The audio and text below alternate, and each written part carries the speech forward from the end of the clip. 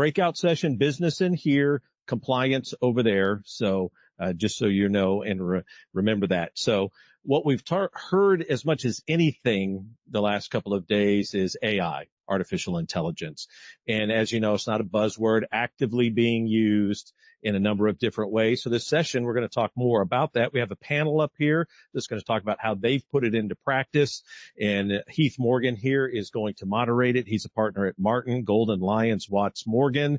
A little tip, whenever you do that, why don't you put your name first, because we don't really know the difference there. But he'll take it away and talk AI. Yeah, thank you. And thanks for joining us. We've got 45 minutes to cover a lot here on AI. As was mentioned, it's been definitely a hot topic this conference, and certainly in our world today. And we're looking to kind of bring some clarity, bring some understanding to practically how it's being used in our industry, and also kind of level set and have some common language for AI technology in this big, vague universe of it. Before we get started, I'll go ahead and have each of you do a quick introduction of who you are, who you work for, what you do, and then we'll get started. Thank you so much. My name is Jessica Gonzalez. I am VP of Customer Success and Account Management for Inform.IQ. We are a fintech AI organization that automates the loan originations process from beginning to end and straight through processes deals. Hello. Hi, I'm Arnav, the founder and CEO of LayeRup. We build voice AI agents for financial institutions. Everything ranging from making a call to handle collections to handling inbound calls and actually taking actions. Paul Nicholas, CEO and co-founder of Automoto. And Automoto is a community that gives connection between dealers and lenders with transparency and modern tools. Hi, I'm Balaji. I'm the CEO and co-founder of Credos AI. And what we do is we help enterprises communicate effectively to their end consumers, especially through digital channels. And we use a combination of AI and behavioral economics to do it. Great. Thank you all. Before we get started, as I mentioned before, I think it'd be important to kind of level set and just go through some common language and terminology that we're going to be discussing today, because as I mentioned, I find that when you speak about AI, talk about AI, you could be meaning one use case and your CEO or someone else could mean something completely different. And it's important to get that clarity because, people are overwhelmed. They're scared of what this technology can do. And, the opposite of uncertainty isn't certainty, it's clarity. And so we actually have a slide deck. We're not going to go through necessarily all of it because we don't have time and I want to make sure we get to our panelists here. But I really want to talk about ways that we can break this out and make this more understandable and manageable. And the way we do that is categorizing 4 different types of AI technology: generative AI, robotic process automation, machine learning, and conversational AI. And there are parts to machine learning, there's parts to automation that aren't true AI, but they are being regulated, and there's proposed legislation that looks at it like AI technology, and that's why we kind of classify it in there. And then the last way we kind of look to bring clarity to this is what I call the 3 lenses of AI technology. And that is the first one being internal. So how are you, your company, your employees, your vendors, how are they going to use this technology? The second one is the consumer or customer side. How are your customers going to use this? Because we would be naive to look at AI in a vacuum of how we're going to use it and not expect consumers to be using AI agents to interact with us at the lending level, at the payment level, at the customer service level. So how can we, even if we want to, stop, and prevent and don't feel like that certain use cases are safe, we're going to be interacting with consumer AI agents in a matter of months or years. So we want to make sure that we're prepared for that as well. And then the last lens of AI technology is the regulatory lens. How is this going to be regulated in the future? And, you know, as I mentioned, there's a lot of proposed state legislation right now. A lot of it is, task force committees to explore how to regulate this. We know regulations are coming. They're kind of just waiting for that. And honestly, if we're talking honestly, what are they waiting for? They're waiting for bad use cases. They're waiting to see how regulated industries screw up AI technology and harm consumers to sweep in and offer, you know, kind of overbearing regulations. So, it's an important framework and lens to look at, because we want to play in a safe sandbox. You don't want to invest $20, $30, $50,000 in an AI technology that could be deemed to be illegal in 2 years because of a bad use case. So that's another area we're looking at that. With that, and, you know, so obviously, you know, we want to make sure that we're using AI technology intentionally versus accidentally, because if we go back to the internal lens, there are vendors that you're using right now and have used for years, that are updating their terms and conditions, to incorporate AI training, Zoom, Adobe, Salesforce. You know, the list goes on. And so we want to be intentional about this use. And so with that, we do want to talk about opportunities, obstacles for auto lending. So I will turn over to you all, the panelists here, and let's just start off with, you know, what are the use cases with the biggest ROI that you're seeing from customers in the, you know, lending life cycle, from lending to origination to collections? What are you seeing? Jessica, we'll start with you. Sure. Really from our perspective, you know, we're all here to make more money with less risk, and then also to decrease the cost of that, you know, doing business. So from the perspective of anytime that you can decrease your OPEX, you can also decrease your risk associated to that. So we see a lot of use cases in fraud as well as use cases in minimizing workload. I think there, you know, there's a lot of conversations about how that transitions the workforce, but it is utilizing the workforce in a different manner so that you're able to be cost effective and overtake and do more work with less. This is a great question because I do think one of the highest ROI use cases is just call centers.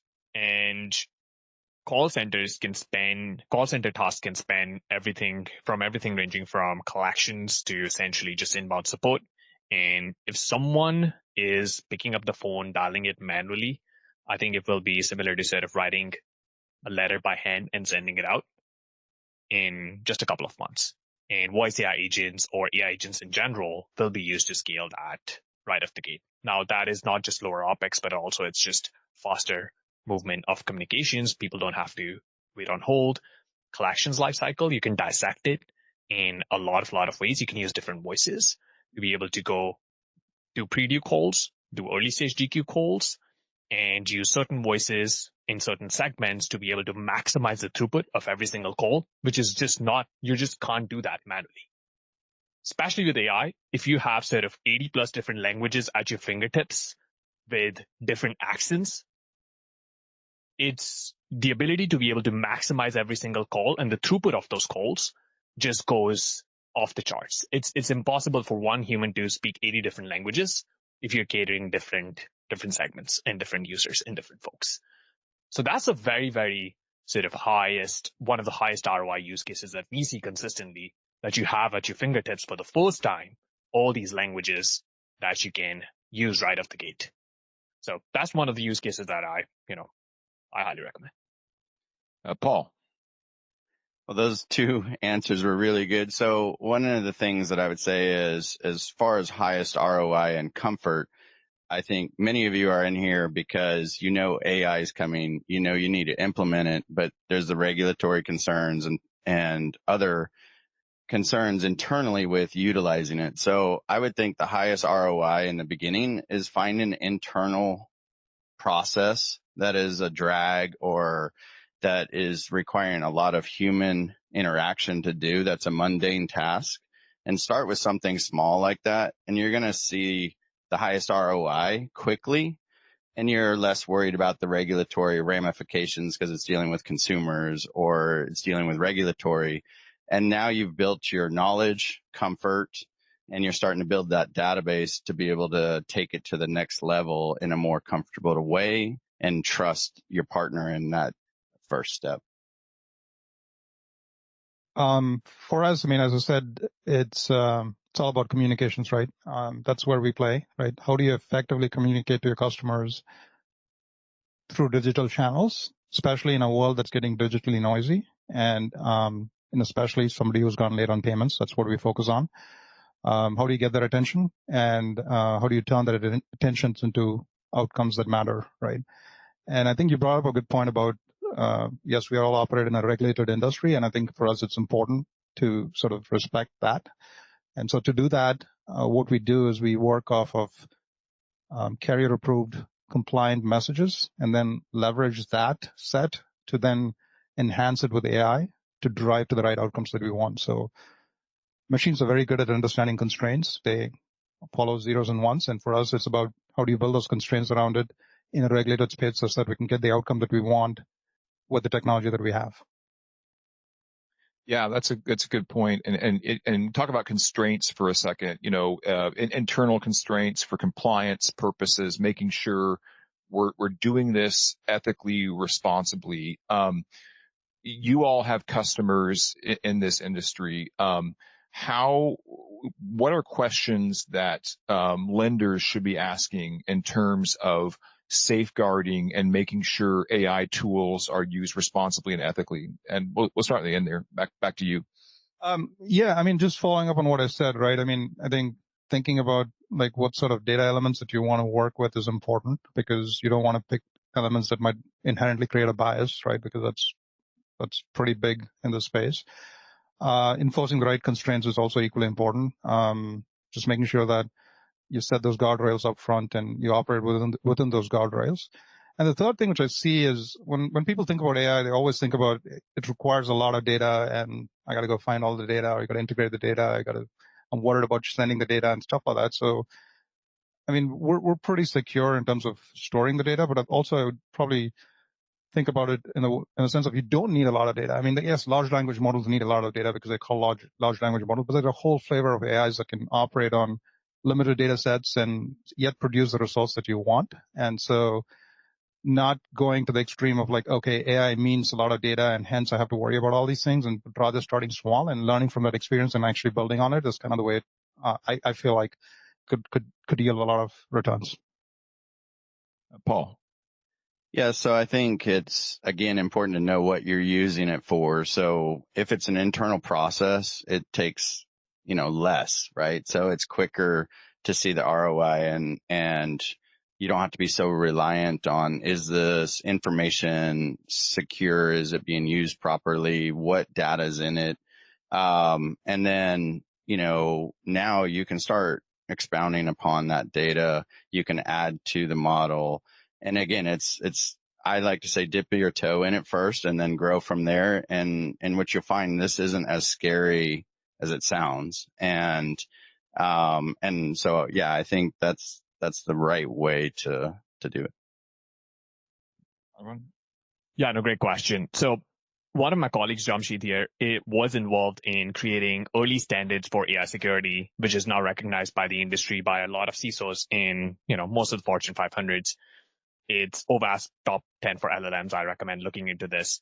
The way that we look into, sort of like security for AI or having to bake in compliance is we need to recognize that large language models are completely different as opposed to using just baseline ML work.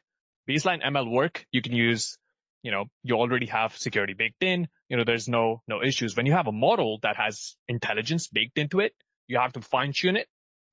On top of FDCPA, TCPA, you need to make sure all the both regional as well as federal regs are baked into the model. So it's the intelligence that essentially is fine-tuned on top of. That's the first layer. The second layer is the orchestration layer, where you have to make sure the models and the intelligence is constrained. Third layer is also having guardrails on top of what the actual model can even speak and say. So it has to have disclaimers. It has to have, this certain, you can't call between from 9 to 5 or X to Y in certain states and certain regions. So all those constraints have to be baked into the actual model.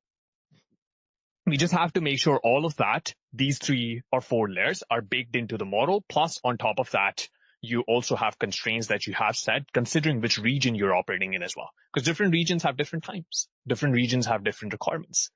And all of that has to get baked into, certain models that we use. That's why you can't just take in an OpenAI's model and just launch it for your use case. You have to use certain models for certain use cases. For collections, it has to be a completely different model, fine-tuned for collections and collections only, with baked-in regs for collections only, with regions that you operate in. So all those things have to be sort of like taken into account. Yeah, I think just to add on it, traceability, accountability, and transparency, right? Those are a lot of buzzwords, but ultimately we live by those buzzwords. I really think that you as lenders already know what the questions are that you should be asking. I would really just make sure that the vendors that you use, that you're utilizing AI, really can provide traceability. I go back to, 7-10 years ago, whenever we started using models in decision science and, you heard about the black boxes, right? You didn't know why credit decisions were being made. Why did somebody get offered something at X rate and somebody else didn't, right? So always think about the AI, the automation. It has to be explainable. You have to be able to trace back why you made the decisions that you had. And kind of like what Paul said is step into those business cases, really start in saying, hey, how can I solve something that is minute, like that is really a task that is very simple that you want to be able to automate, that you don't want other people to be doing, because it's really easy to have accountability, traceability, and you have a audit log on that. Those are all going to be the questions. Also realize that it's going to take some time for the industry to catch up to some of the AI regulatory. So we started, 5-7 years ago, model risk governance, and you had a lot of governance around those areas. Now we're seeing AI governance committees come into place. Your risk management, enterprise risk management committees are starting to have more layers and asking AI questionnaires. So these are the steps that are starting, but it's going to be lagging. So you really need to make sure that you work with a vendor that can trust, that can help you explain, fill out those questionnaires, because from an audit regulatory perspective, they are looking at the fintech organizations to help create some of those laws and regulatory items and partner with them versus, having all of the ins and outs of those frameworks. So it's really starting to it. The banks are starting to catch up, but it's going to take several years for us to really be able to monitor it. So just make sure that you're really knowing the answers to the questions you've always been asked all of these years, right? How are you making those decisions? Why did you make that decision? Can you prove that the decision is correct and that a human would have made that decision? You also need to make sure that your policies are in line with that. So whatever you're deciding from the AI perspective, make sure that you are implementing updated guidelines and policies. So from an audit regulatory perspective, you're covered in that area as well. Let's dive into the opportunities and let's break out these technology types. We'll start with generative AI. And Arvon, you mentioned that you can't just plug into OpenAI and go crazy, but in reality, there's probably people in this room that have employees that have done such a thing, right? ChatGPT is kind of what, while most AI technology has been around for 5-10 years, ChatGPT is really what opened up this AI boom by making it accessible to anyone and everyone with just signing up an email address.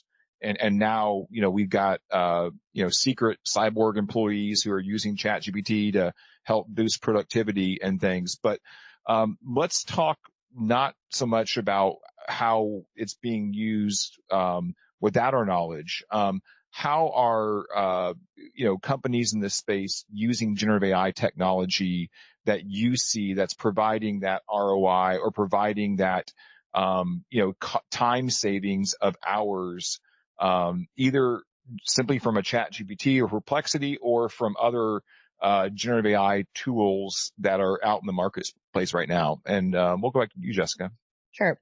Yeah, so we support 7 of the top 10 lenders and really large organizations, from small credit unions to some of the largest organizations in banking and financial sectors. In the perspective, we are getting generative AI questionnaires, but really their push is to, be able to step into generative AI, utilize the use cases that are making them feel more comfortable. We are seeing people more and more rely on just machine learning that is identifiable, from the perspective of utilizing, generative AI. When it starts getting into the context and it's creating images, that's where banks start to feel a little bit more uncomfortable. I think from the expectations, we hear about it a lot, where lenders or fraudsters are starting to create fraudulent documents and receipts. But if you go into there and you go into OpenAI, you start creating fraudulent receipts. If you tell them to create a McDonald's pay stub, whatnot, sometimes you'll see that it's somebody it's somebody standing in front of McDonald's is holding a piece of document. So AI is also not as much as everything makes it out to be, right? There is a lot of flaws within even the fraudulent documentation. There's some good use cases. There's some good fraud out there, but there's also some really bad fraud out there. So from the generative AI, I really see a lot of people still being a little bit more hesitant in that area. And I would just say that, I always learned you don't want to be the first person, but you don't want to be the last person. So really from an AI perspective, if you're not utilizing AI in your organization, you are falling behind, but you really don't want to be the one that is doing all of the coolest AI things in the world. I know we're a Series A fintech organization. When I talk to engineers, they get really excited. They want to do all of the cool things. They want to come out and say, I want to fix all the problems. But in reality, fixing those problems with an infrastructure that is really outdated can be more complicated. And so it's easier to step into some of those AI use cases that solve your problem right now without doing all the bells and whistles of, generative AI.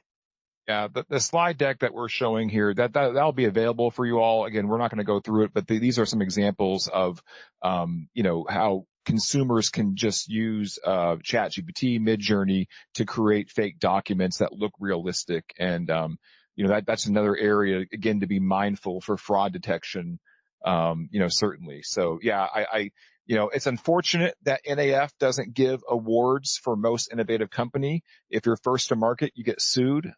That's just the world we live in, right? You want to answer that question? Go back to the question as far as generative AI and, in terms of, what are use cases that are available to companies today? One of the biggest, I don't think this changes based on what technology we have at hand. I do think the best engagements and the best forward-thinking leaders that we have ever worked with, they start with identifying top 3 use cases. And they can quantify the ROI for those use cases. And they roll out very, very, very specific POCs for those use cases. POCs, by definition, are proof of concepts.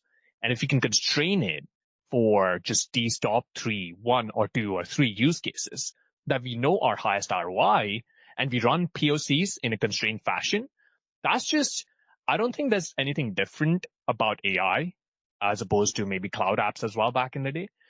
So that's just like basic, best practices in general.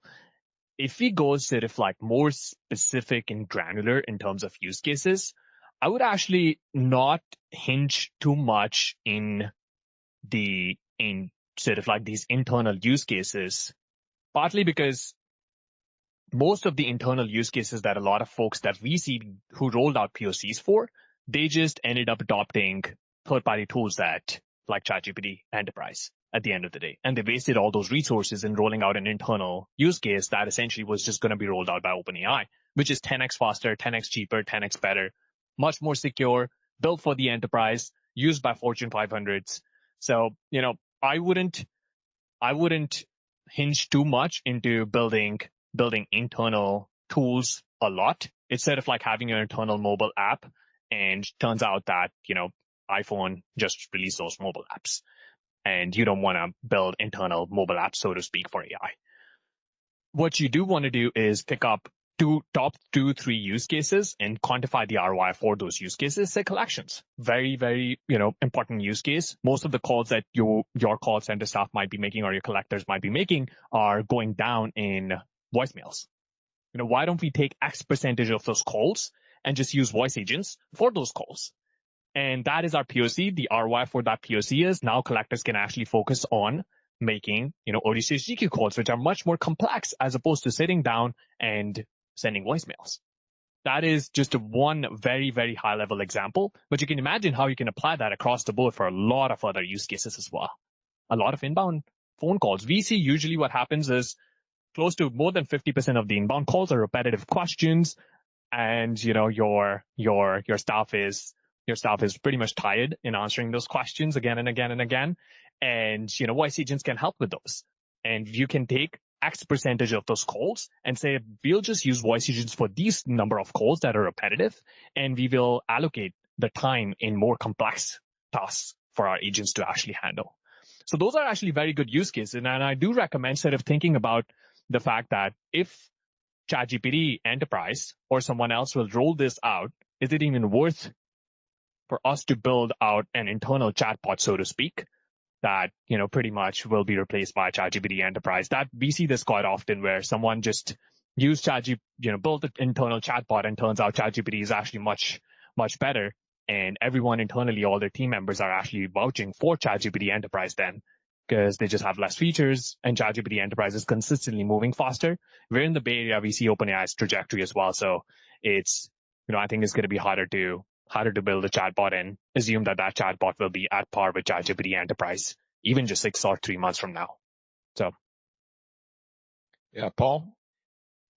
Yeah, so I think, it's something that you have to do. And the reason I say that, I was talking with somebody today even, and a synthetic ID can be created now in 5 minutes and strong enough to get a loan from you.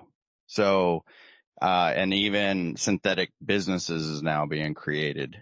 So the AI, the fraudsters will say they're learning it.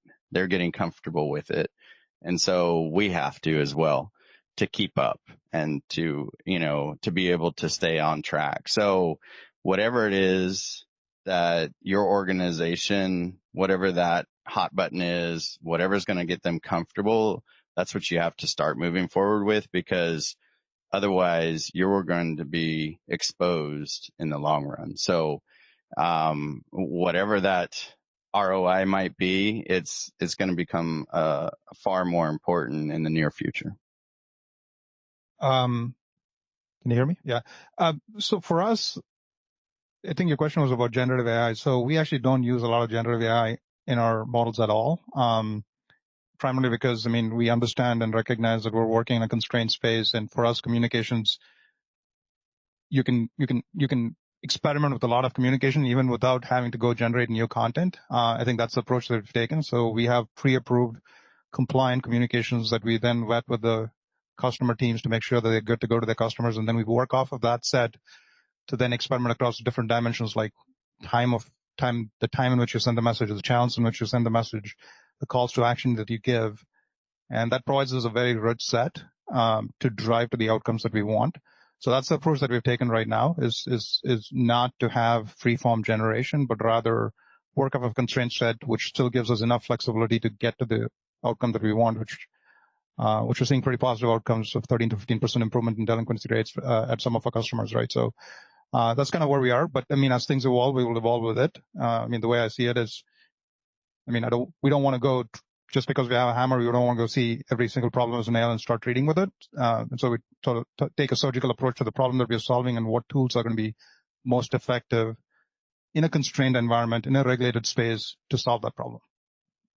Let me stay with you for a second, because we'll pivot to machine learning next. But I've heard it said, and I think it's true, that utilizing the data from conversations, from outcomes and responses to communications, either text, email, conversational AI, it's actually consumer empowering, because if you think about someone who's in default and they're driving around town, they have to call up a human agent.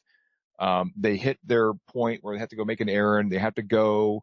They call back an hour and a half later after that meeting, and now they have to tell a different agent the same story for the first 10 minutes before having to go, right?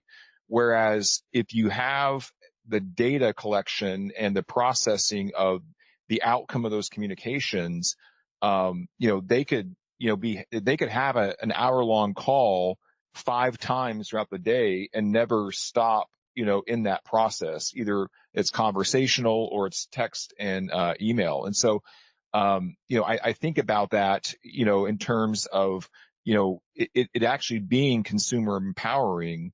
And then, I'll also, with that, I just know where we're going in terms of the massive amounts of data collection that we're getting. And I joke, I'm wearing a Fitbit here, right? And there's a reason Google bought a Fitbit, right? Because, and Apple has the Apple Watch. It's neuro data.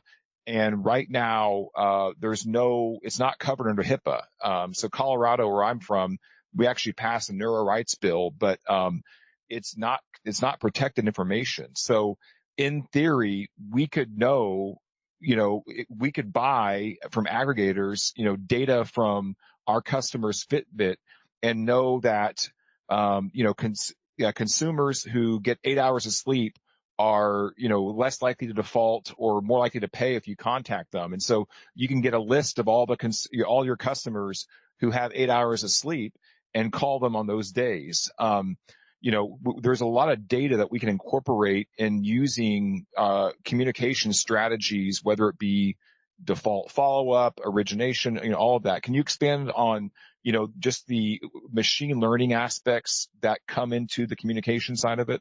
Yeah. So, we don't track sleep patterns to communicate. Oh, no. I'm not saying you do. No. Really nervous. I just want to make that clear. It's coming. Yeah.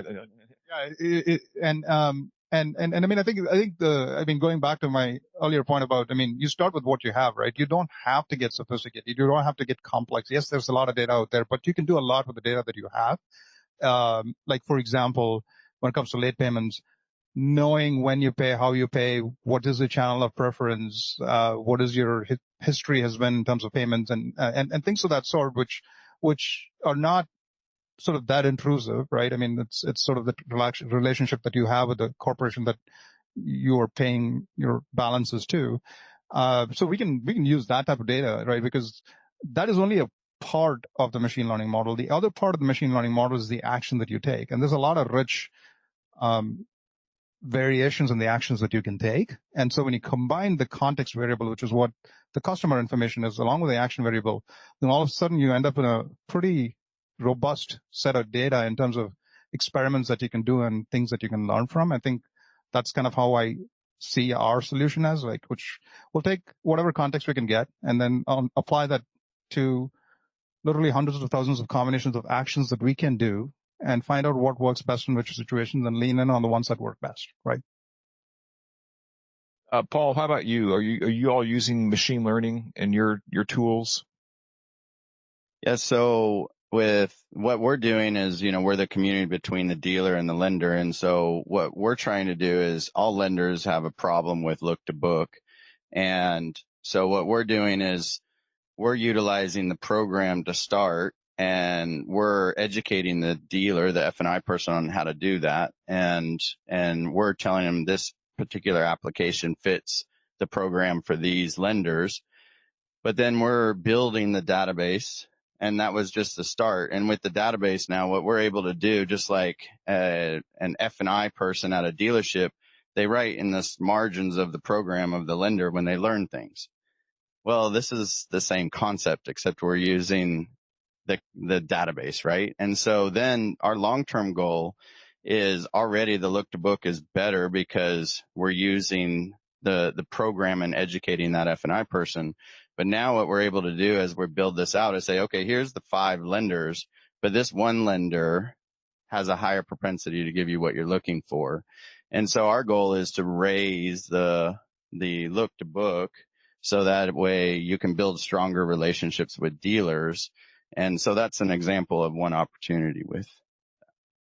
Yeah. And you and I were talking before today about, I think, if we're looking ahead 10 years, I think the importance of having a database or data box, for lack of a better term, to analyze and you make decisions with that outside your system of record is really going to be, part of the future of, your company, right? You're going to have your system of record where you have your data and then a separate, database that, you're able to make quicker decisions, connect, and have that data real time. So, yeah. Arvon, are you using machine learning or have use cases where, in your conversational AI space, or are you having customers incorporate that data into the journey or either the outcome, the conversations at all? Yeah, totally. So we build agents end to end that take actions. What that means is if someone is sending documents and you have someone inputting those documents manually doing data entry back into your systems, we directly apply OCR that automatically extracts that information, puts it up back into your systems. Now you can imagine someone is sitting down, dialing phone calls, receiving documents, taking those documents, copy pasting back into your systems. We automate all of that end-to-end process.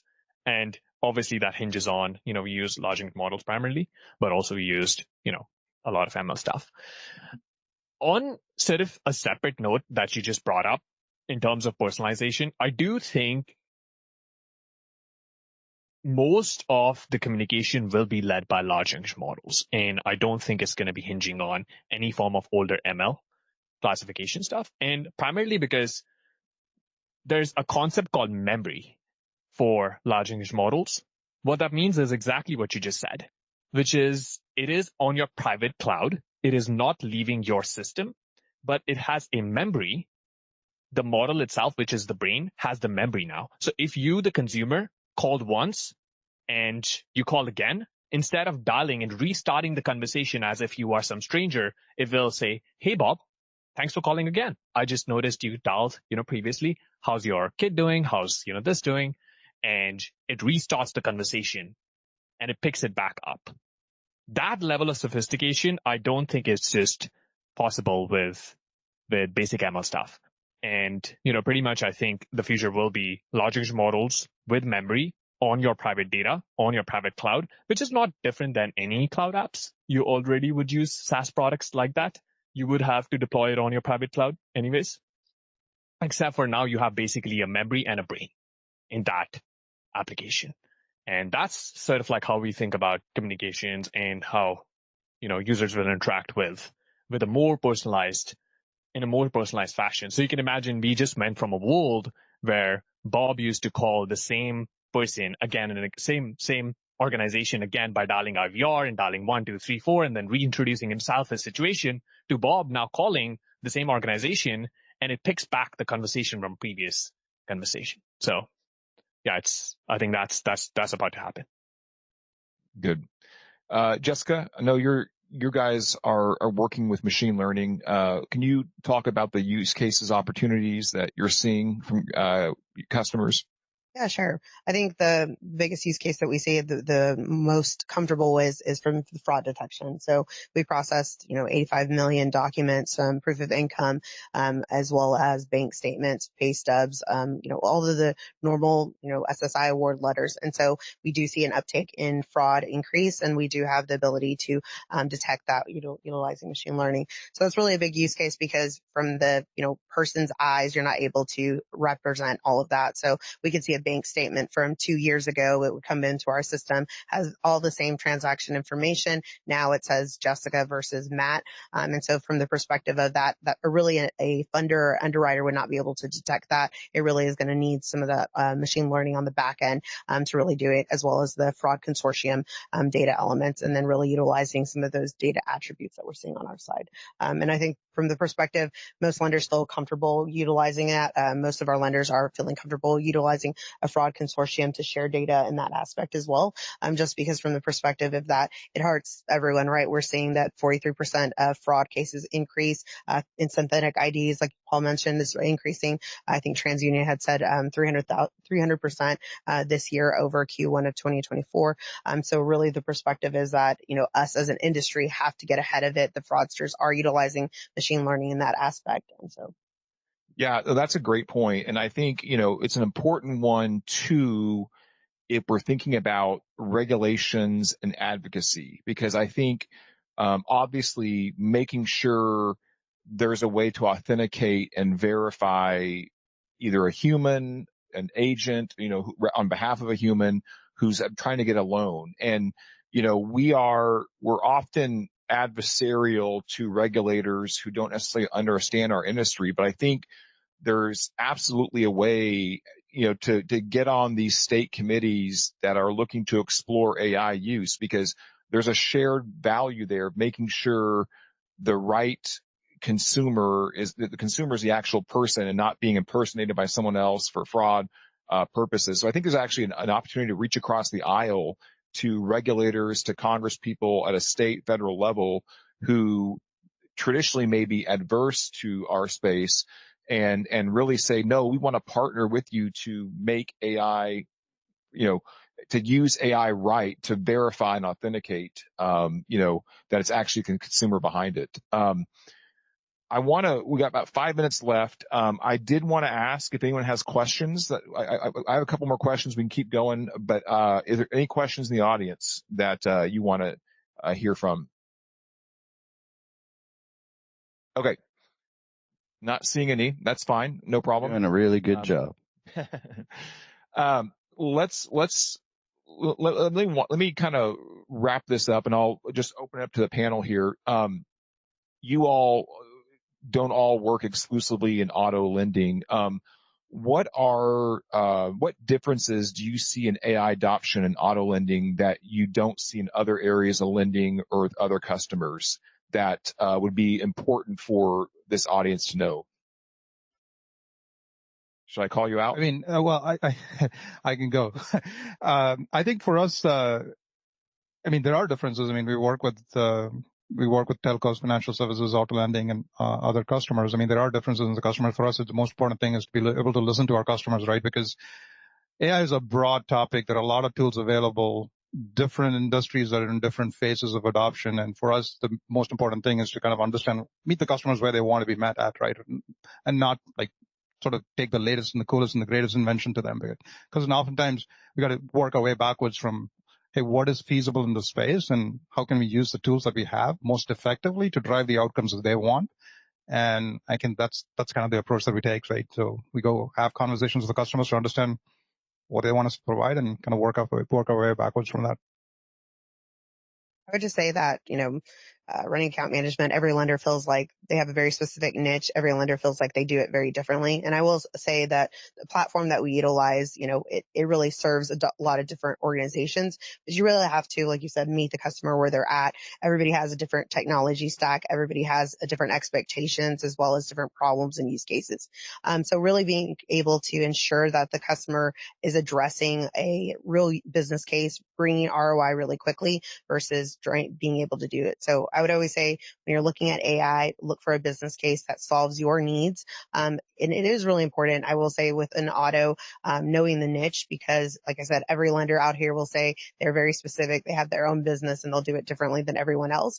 But also, auto is a niche. You have to know auto. And if you're serving an auto organization, they're utilizing AI very differently than other organizations. The pace that auto is also incorporating AI is very much different, right? I think 10 years ago, we all said we were going to be on digital contracting 100%. I don't think that's true at all, right? So really from the perspective of like, we have to meet you at the pace that you're going as well. A lot of AI organizations are going to say, I can solve all your problems, do all the things, and it's really cool, but it has to be really meaningful for you. You still have to run your organization and a business. One thing I would say is, what we have done is we work with one of the larger auto lenders, and the use cases that we have seen consistently is, for example, abandonment calls, collection calls, and they're highly specialized, highly nuanced use cases. But the most important piece is we get the overlap and we take the business use case and we say, this is the biggest, largest top 3 business use cases that we can attack right now using AI agents. And this is the ROI. Let's do a POC for that use case. Let's define a success metric, the start date, the end date. Let's constrain that POC, and then we'll show you. One of the big things that I sort of admire just about, the Valley in general is, actually showing and not selling off decks and actually selling off, products and services and POCs and ROI. And that's what I love about sort of like engaging from, top down and, the business use case standpoint, that we start with top 3 business use cases. Let's do collections, pre-do call, and X amount of calls only. And let's define a success metric for that. Let's do abandonment calls, and let's define a success metric for that. And we run a POC end to end. If it's successful, this is the ROI, and this is how the rollout will look like. So defining and constraining it for specialized use cases is something that I just highly recommend, because I do think it's sort of easier to say, let's do chatbots and let's do what we see is already working out there, as opposed to starting with, hey, this is the KPI that we are trying to move, and which company has already solved these. I can tell you there's a lot of overlapping agents that we just share with a lot of folks, and they meet with us and they're like, wow, I didn't even actually think about this, but these are the KPIs that we can actually move. Obviously, collection is a very common one, and collections is, great. But I do think starting with, to your point, business use case, defining constraints, making sure that the POC is ran fully, and you're actually seeing it in action. You're testing it in action, and it's not based on, PowerPoint presentation. It's based on true products that are in your hands and your team is using. Your team gives a thumbs up, and you're constrained the POC. All right, we're out of time. Thank you all to our panelists. As I mentioned before, the slides are available if you want to take those and use them as a resource for your company. Thank you all very much for having us, and thank you all.